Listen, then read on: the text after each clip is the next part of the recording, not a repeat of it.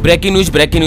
जी हाँ दोस्तों, corona virus के मद्देनजर देश में हालात इतने ज्यादा दर बदतर हो चुके हैं। यहाँ पर बहुत ही बड़ी खबर सामने आ रही है कि पिछले 24 घंटों में कोरोना वायरस का टूट चुका अब तक का सबसे बड़ा रिकॉर्ड। 3,14,000 से ज्यादा आए कोरोना वायरस के नए मामले, 2,100 से ज्यादा व्यक्तियों की हो चुकी है मौत। जी हाँ, और उसी के साथ दोस्तों देश के कई राज्यों में लॉकडाउन का ऐलान हो चुका है, पूर्ण पाबंदियां लगा दी गई है। बड़ी खबर आप एक और स्क्रीन पर देख पा रहे हैं कि कोरोना वायरस पर काबू पाने के लिए सेना की ली जा रही है मदद। मुख्यमंत्री हेमंत सोरेन ने अफसरों से करी चर्चा। और साथ ही दोस्तों सरकारी कर्मचारियों के लिए बड़ी महत्वपूर्ण खबर है, कोरोना वैक्सीन की दोनों डोज लेने पर ही मिलेगी सरकारी कर्मचारी को सैलरी। अगर कोई भी सरकारी कर्मचारी कोरोना वायरस की वैक्सीन नहीं लगवाता है तो उसको सैलरी नहीं दी जाएगी। इस तरह का बड़ा आदेश सामने आया है। और साथ ही दोस्तों आप सभी को पता होगा कि नरेंद्र मोदी जी ने 1 मई से ही 18 साल या उससे ज्यादा उम्र के सभी लोगों को कोरोना वायरस का टीका यानी कि वैक्सीन लगवाने की अनुमति दे दी है। ऐसे में 24 अप्रैल से आप कोरोना वैक्सीन के लिए रजिस्ट्रेशन करवा सकते हैं। किस तरह से रजिस्ट्रेशन होगा, कहां पर आपको वैक्सीन लगेगी, पूरी जानकारी जानेंगे। और वहीं कोरोना संकट के बीच घर जाने वालों के लिए बड़ी राहत मिली है। रेलवे ने दोस्तों यहाँ पर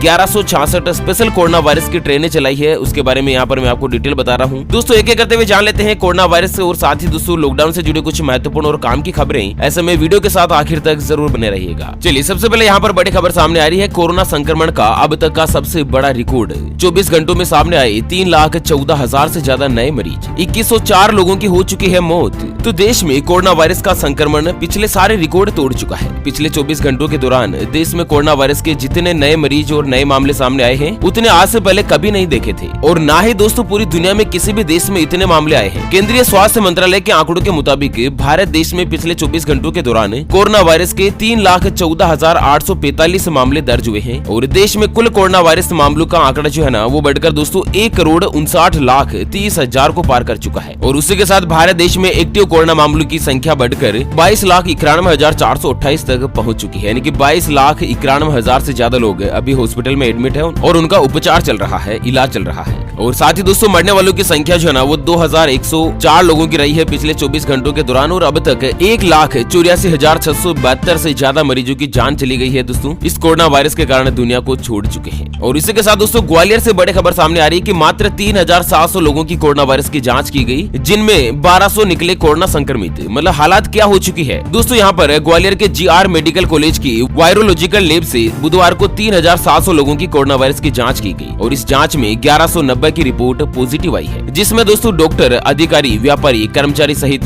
संक्रमित के संपर्क में आने वाले पॉजिटिव पाए गए हैं। चिकित्सा विशेषज्ञों का कहना है कि घर पर रहें तो रोज सुबह शाम योग करें, शंख बजाकर फेफड़ों को फुलाने की कसरत करें। फेफड़े फुलाने से ऑक्सीजन प्रचुर मात्रा में पहुंचती है और इससे संक्रमण जो है ना वो दोस्तों नष्ट हो जाता है। और साथ ही अगली बड़ी खबर आ रही, कोरोना वायरस पर काबू पाने के लिए सेना से ली जा रही है मदद। मुख्यमंत्री ने अफसरों के साथ करी चर्चा। तो झारखंड से बड़ी खबर है कि झारखंड के मुख्यमंत्री हेमंत सोरेन ने दोस्तों राज्य में कोरोना संक्रमण के तेजी से बढ़ रहे मामलों को लेकर सैन्य अधिकारियों के साथ एक उच्च स्तरीय बैठक करी है। मुख्यमंत्री का कहना है कि कोविड-19 की वजह से जिस तरह के हालात पैदा हो रहे हैं उनमें सेना राज्य सरकार को सहयोग करें। और उन्होंने कहा कि झारखंड में दोस्तों सेना के जो हॉस्पिटल है वहाँ पर सामान्य मरीजों का इलाज भी हो सके और इस दिशा में पहल हो। सेना और जन भागीदारी से ही कोरोना वायरस पर प्रभावी नियंत्रण स्थापित किया जा सकता है। अच्छा, सरकारी नौकरी वालों के लिए बड़ी खबर सामने आ रही है कि कोरोना वैक्सीन की दोनों डोज लगवाने पर ही सरकारी कर्मचारियों को मिलेगी सैलरी। तो दोस्तों बिहार से बड़ी खबर सामने आ रही है कि बिहार में कोरोना वायरस की जो भयंकर आपदा आई है उसमें 12,000 से ज्यादा मरीज हर रोज मिल रहे हैं। इस दौरान टीकाकरण भी तेजी से चल रहा है। तो वहीं बिहार के गया जिले में एक अफसर की चिट्ठी की चर्चा भी खूब हो रही है। वैक्सीनेशन को बढ़ावा देने के लिए अफसर ने सैलरी का सहारा लिया है। तो यहाँ पर दोस्तों बेगूसराय कलेक्टर ने चिट्ठी में कहा कि अगर सैलरी चाहिए तो कोरोना वायरस की दोनों डोज लगवानी होगी। अगर कोरोना वायरस की वैक्सीन नहीं लगवाते हैं तो बिहार के गया जिले में सरकारी कर्मचारियों को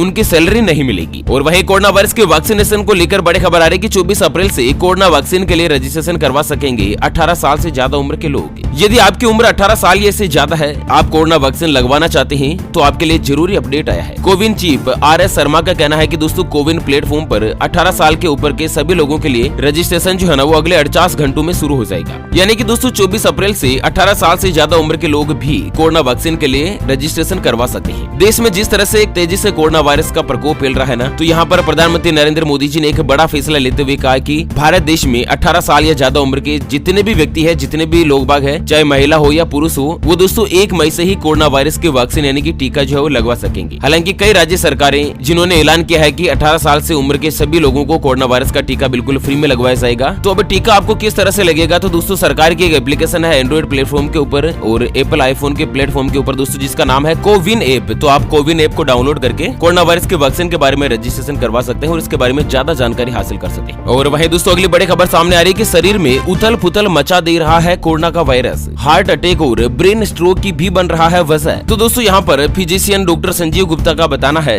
कि संक्रमण खत्म होते ही ज्यादातर लोग ये मान लेते हैं कि वो पूरी तरह से स्वस्थ हो चुके हैं, लेकिन ये सही नहीं है। दरअसल अगर आप कोरोना वायरस की चपेट में आ जाते हैं तो वायरस शरीर में कई दुष्प्रभाव छोड़ता है। ये खून को गाढ़ा कर देता है और इससे खून में थक्के बनने लग जाते हैं, जो कि दिल का दौरा, लकवा, फेफड़े की धमनी में अवरोध सहित कई बीमारियां पैदा कर सकता है। थक्का बनने की पहचान खून में डी डाइमर एक ऐसी प्रोटीन होती है जिससे बनती है और उसी से ज्यादा बढ़ती है। ऐसे में दोस्तों कोरोना होने के बाद शरीर में और अन्य बीमारियां भी यहाँ पर छोड़ रहा है। और वहीं कोरोना संक्रमण के मद्देनजर भारतीय रेलवे को लेकर बड़ी खबर आ रही है कि कोरोना संक्रमण के बढ़ते खतरे के बीच पूर्वोत्तर रेलवे ने 18 ट्रेनों को किया रद्द। जी हाँ, दरअसल दोस्तों जिस तरह से कोरोना वायरस का संक्रमण बढ़ता जा रहा है ना, यहाँ पर पूर्वोत्तर रेलवे की 18 ट्रेनें ऐसी है जिनको कैंसिल कर दिया गया है, रद्द कर दिया गया है। और वहीं दिल्ली से बड़ी खबर आ रही है कि दिल्ली को हर दिन 700 टन ऑक्सीजन चाहिए, केंद्र सरकार ने बढ़ाया कोटा, अरविंद केजरीवाल ने किया बड़ा ऐलान। जी हाँ, किसी शायर ने खूब ही कहा है, अकेले ही गुजरती है जिंदगी, लोग तसल्लियां तो देते हैं पर साथ नहीं देते। जी हाँ दोस्तों, मेरी भावनाओं को समझिएगा आप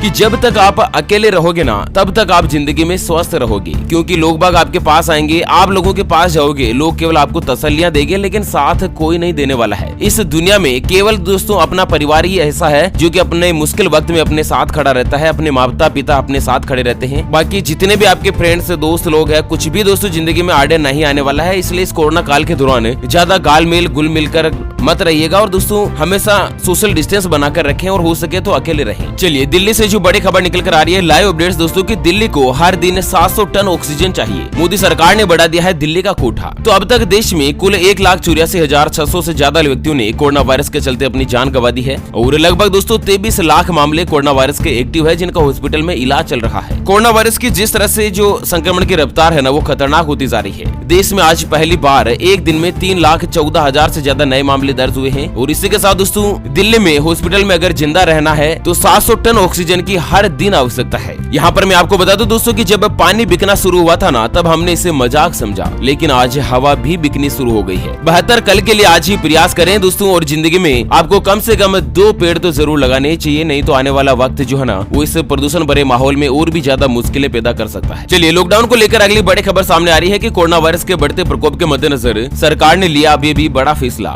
आज रात 8 बजे से लेकर 1 मई तक सख्त रूप से लागू रहेगा पूर्ण लॉकडाउन। जी हाँ दोस्तों, पूरी डिटेल जानते हैं कि किन किन राज्यों में लॉकडाउन लागू हुआ है, लेकिन उससे पहले हमेशा की तरह एक नजर डाल लेते हैं आज के माइंड क्विज यानी कि गिवे वाले सवाल की तरफ। तो दोस्तों आज का माइंड क्विज वाला सवाल आप स्क्रीन पर देख पा रहे हैं। भारत देश का राष्ट्रीय पुष्प कौन सा है? जी हाँ दोस्तों, दोबारा सुन लीजिएगा, भारत देश का राष्ट्रीय पुष्प कौन सा है? ऑप्शन ए कमल का फूल, ऑप्शन बी गुलाब का फूल। तो फटाफट से लिखना है क्वेश्चंस का सही जवाब इस वीडियो के नीचे कमेंट बॉक्स में। और हाँ, सही जवाब देने वाले किसी एक खास कमेंट्स को सेलेक्ट किया जाएगा हमारी ओपीएस न्यूज टीम की तरफ से और दोस्तों उसे दिया जाएगा एक 84 दिन वाला मोबाइल रिचार्ज बिल्कुल फ्री। तो यहाँ पर महाराष्ट्र से दोस्तों एक और बड़ी खबर जो सामने आ रही है कि महाराष्ट्र में जिस तरह से कोरोना वायरस के हालात लगातार बढ़ते जा रहे हैं, उसको देखते हुए महाराष्ट्र सरकार ने अभी दोस्तों आज रात 8 बजे से 1 मई तक सख्त पाबंदी लागू कर दी गई है और पहले की तुलना में भी दोस्तों अब कर्फ्यू से भी ज्यादा सख्त पाबंदियां बनी रहेगी। यहाँ पर आवश्यक सेवाओं को छोड़कर कोई भी दुकानें खुली नहीं रहेगी। अच्छा, शादी समारोह में सिर्फ 25 मेहमान शामिल हो सकते हैं, मतलब कम्प्लीटली शादी में केवल 25 मेहमान आ सकते हैं। शादी समारोह का समय सिर्फ 2 घंटे तक ही जारी रहेगा। इस नियम का उल्लंघन करने वालों के खिलाफ 50,000 रूपए का जुर्माना लगाया जाएगा। सभी केंद्र, राज्य और स्थानीय सरकारी ऑफिस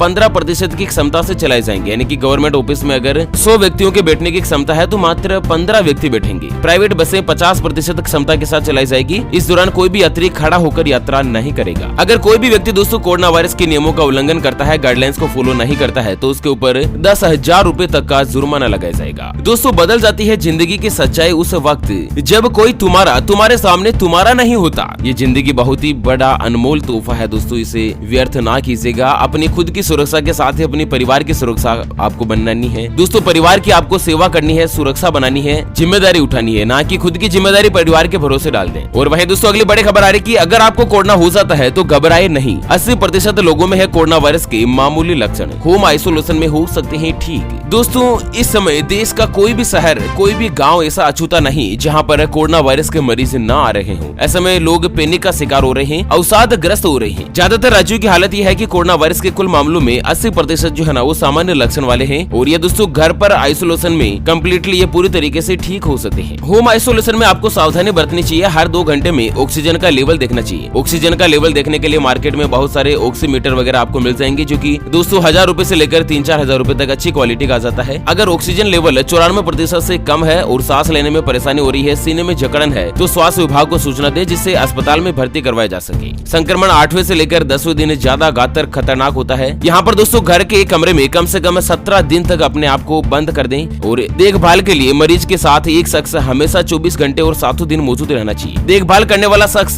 पहले ट्रिपल लेयर का मास्क पहने। अब दोस्तों 20 नहीं बल्कि 40 सेकंड तक हाथ धोते रहिएगा और परिवार के सभी व्यक्ति जो है ना कोरोना वायरस की गाइडलाइंस का पालन करें, क्योंकि हॉस्पिटल के हालात ऐसे चल रहे हैं कि दोस्तों हॉस्पिटल में बेड तक खाली नहीं है। आप अगर अभी हॉस्पिटल में एडमिट होना पड़े ना तो आप 10 हॉस्पिटल में जाओगे तब तो आपको किसी एक आध में दोस्तों बेड खाली मिलेगा। इस तरह के हालात हो चुके हैं देश में। और वहीं आज की अगली और अंतिम खबर सामने आ रही है कि MS धोनी के माता पिता कोरोना वायरस से संक्रमित, अस्पताल में करवाया गया एडमिट। तो दोस्तों देश में कोरोना वायरस का कहर जारी है और इसी बीच रिपोर्ट आ रही है कि दोस्तों क्रिकेटर महेंद्र सिंह धोनी के माता पिता कोरोना वायरस से संक्रमित हो गई है। MS धोनी की मां देवकी देवी और पिता पान सिंह तोमर कोरोना वायरस से पॉजिटिव पाए गए हैं। दोनों को रांची के एक प्राइवेट हॉस्पिटल में भर्ती करवाया गया है। मालूम हो कि धोनी अभी दोस्तों IPL मैच खेल रहे हैं और इसी बीच उनके माता पिता कोरोना वायरस के पॉजिटिव पाए गए हैं। मैं भगवान से दुआ करूंगा कि जल्द से जल्द वो स्वस्थ होकर अपने घर पर लौट जाएं। ओके फ्रेंड्स, इसी के साथ इस वीडियो को फिलहाल यहीं पर देते हैं विराम। फिर से होंगे हाजिर एक और नई और ताजा तरीन ब्रेकिंग न्यूज हेडलाइंस के साथ। तब तक के लिए जय हिंद, जय भारत, वंदे।